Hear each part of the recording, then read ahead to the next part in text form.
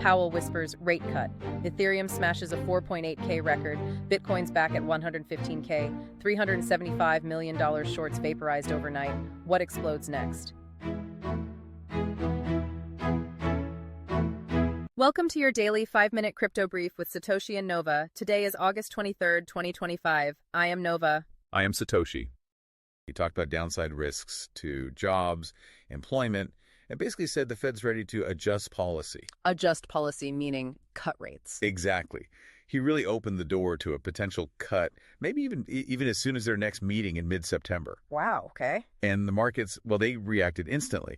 Pricing shot up to like almost a 90% chance of that September cut. And you saw that reflected immediately in crypto prices. Bitcoin was, below $112,000 before he spoke? Then jumped pretty sharply back into the mid-$115,000. But I mean, the real story was Ethereum, wasn't it?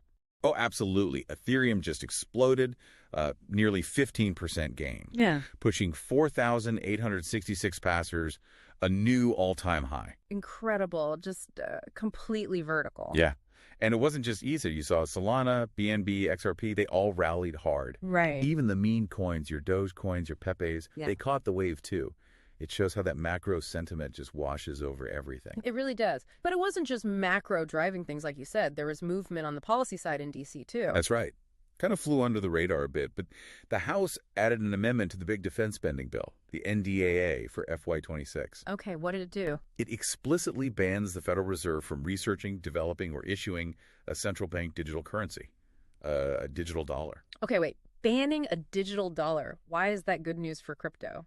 Seems counterintuitive, maybe? Yeah, it's a great question. So this anti-CBDC position, folks like Representative Emmer have been pushing it hard.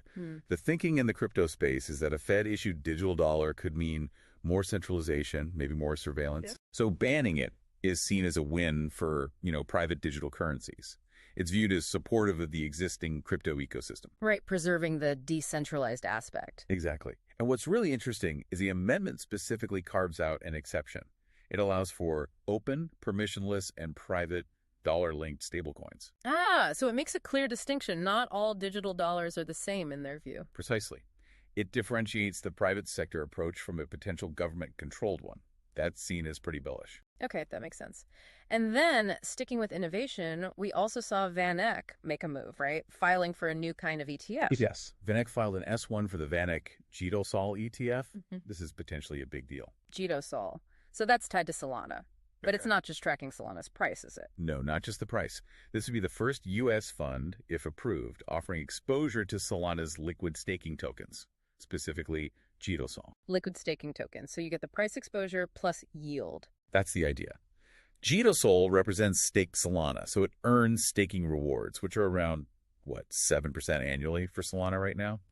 This ETF aims to give investors exposure to both Solana's price and that staking yield.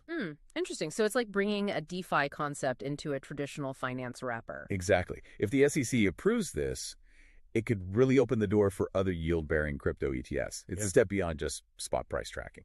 Definitely something to watch. So wrapping this up, quite a packed 24 hours. Lots of positive signals, it seems. Yeah, the overall feeling, the near-term bias, it feels positive. There's definitely some fresh optimism. There's always a but in crypto, isn't there? Always. You have to remember that huge price spike also triggered massive liquidations. About $375 million in futures got wiped out. Wow. Including something like $150 million just in Ether short positions. People betting against that rise got burned badly. Ouch. So it just underscores the volatility, right? Opportunity and risk, they walk hand in hand here. You absolutely need prudent risk management. No doubt. It's just fascinating to see how tightly crypto is now linked with, Fed policy, legislation, TradFi innovation. It's all connected. It really is. The asset class is maturing, integrating more deeply. So for you listening, the big question is, does this momentum keep going? Or will, the next inflation report or some other market event throw cold water on it? Definitely something to keep thinking about as you navigate this space. You've seen the crypto headlines. Now get the signals that impact your holdings. Money.ai scans 1.3 million signals a day, from token prices to Twitter sentiment, and gives you one personalized briefing. No hype, no noise, just your crypto edge. Download Money.ai. Stay ahead.